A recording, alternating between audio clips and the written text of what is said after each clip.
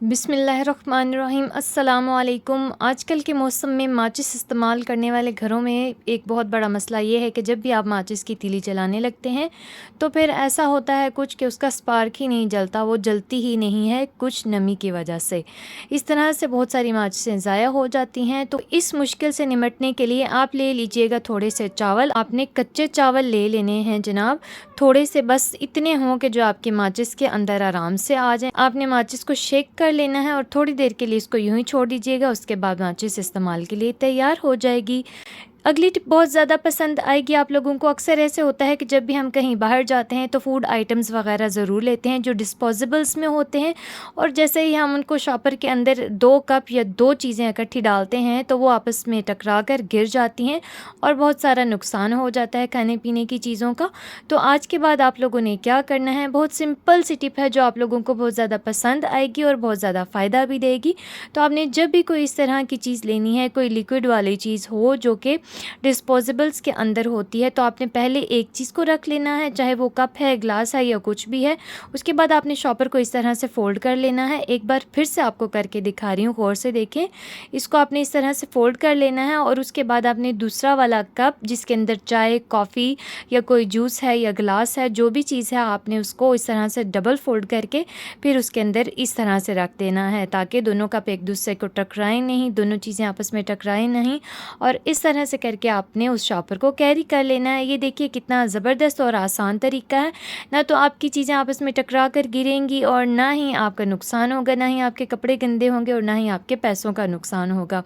तो जनाब ये वाली टिप ज़रूर ट्राई कीजिएगा और मुझे कमेंट्स में बताइएगा कैसी लगी।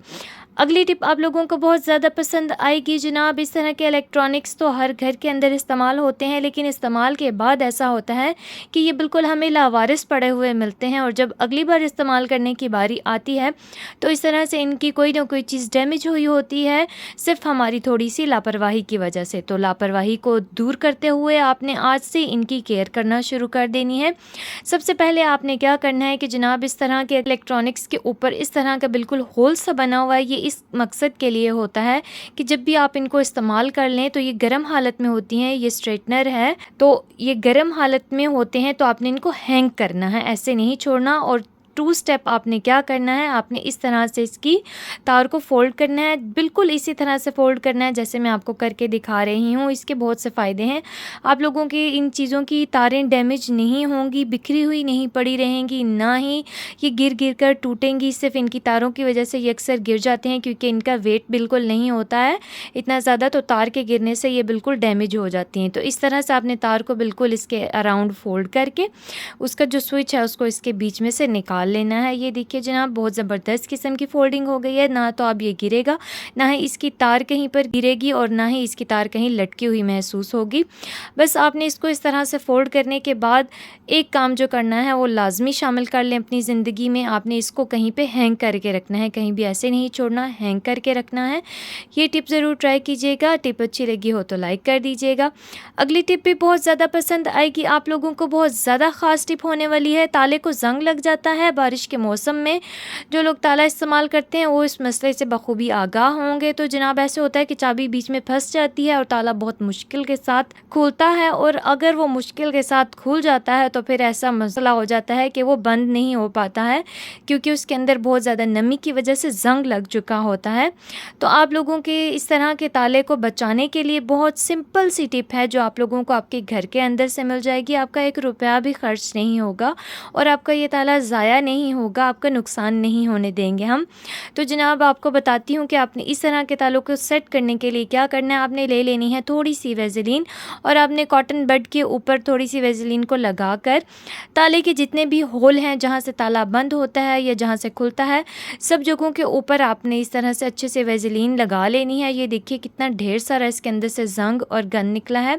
तमाम उसकी जगह जहाँ पे बंद होता है ताला, उन सब जगहों के ऊपर आपने वेज़लीन लगा लेनी है।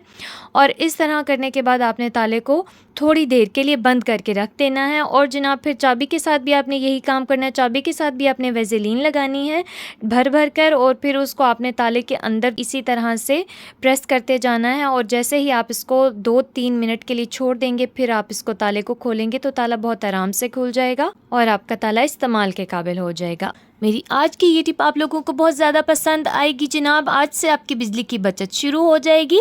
बिल्कुल नोट डाउन कर लीजिएगा यूनिट्स को आज से, क्योंकि जब आपको अगले महीने इसका फ़र्क पता लगेगा बिल में, तो आप यकीनन मुझे थैंक यू बोलेंगे। सबसे पहले आपने फ्रिज के पैंदे में, फ्रीज़र के पैंदे के अंदर इस तरह की प्लास्टिक शीट्स बिछा लेनी है। ये ऑयल की शीट्स हैं, उनको वॉश करके काट के मैंने यहाँ पर बिछाया था। इस तरह करने से फ्रीज़र के अंदर बर्फ़ बहुत कम जमेगी और फ्रिज को ज़्यादा मेहनत नहीं करनी पड़ेगी इसको बार बार जमाने के लिए या बार बार कूलिंग करने के लिए। और बर्फ़ जमाने के लिए आप लोग प्लास्टिक की बोतल्स इस्तेमाल कर सकते हैं, जो आप कूलर के अंदर, पानी वाले कूलर के अंदर डालते हैं, तो उसको आप इस तरह से बर्फ़ जमा कर ये डायरेक्ट कूलर के अंदर रख सकते हैं। इसके अलावा आप चाहें तो डिस्पोजेबल डब्बों के अंदर, ढक्कन बंद डब्बों के अंदर बर्फ़ को जमाइए।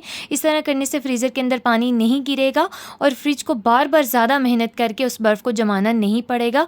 तो ये बात तो आपको ज़्यादा अच्छे से पता होगी कि जो चीज़ जितनी मेहनत करती है उसकी उतनी ही एनर्जी वेस्ट होती है। तो जितना आप फ्रिज को ज़्यादा चलाएंगे ना, जितने ज़्यादा स्पीड पर चलाएंगे, उतने ही उसके यूनिट्स भी खर्च होंगे। तो आपने कभी भी फ्रिज को मैक्सिमम पे नहीं रखना है, आपने हमेशा बस इसको दरमियानी स्पीड पर रखना है 4।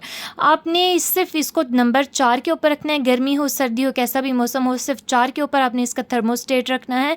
इससे बढ़ाना नहीं है, क्योंकि जितनी आप फ्रिज की स्पीड बढ़ाएंगे उतने ही इसके यूनिट्स भी गिरना शुरू हो जाएंगे। और इसके अलावा आप ऐसा कर सकते हैं कि दिन भर के अंदर तकरीबन 4 घंटे अपने फ्रिज को बंद करने की आदत डाल लीजिए। इससे फ्रिज के ऊपर कोई बुरा असर नहीं पड़ेगा। हाँ, अलबत्ता आपके बिजली के यूनिट्स ज़रूर कम हो जाएंगे। तो ये तमाम टिप्स ज़रूर ट्राई कीजिएगा अगर आपने अपने ससुराल के अंदर राज करना है। तो टिप्स अच्छी लगी हो तो लाइक कीजिएगा। अल्लाह हाफिज़।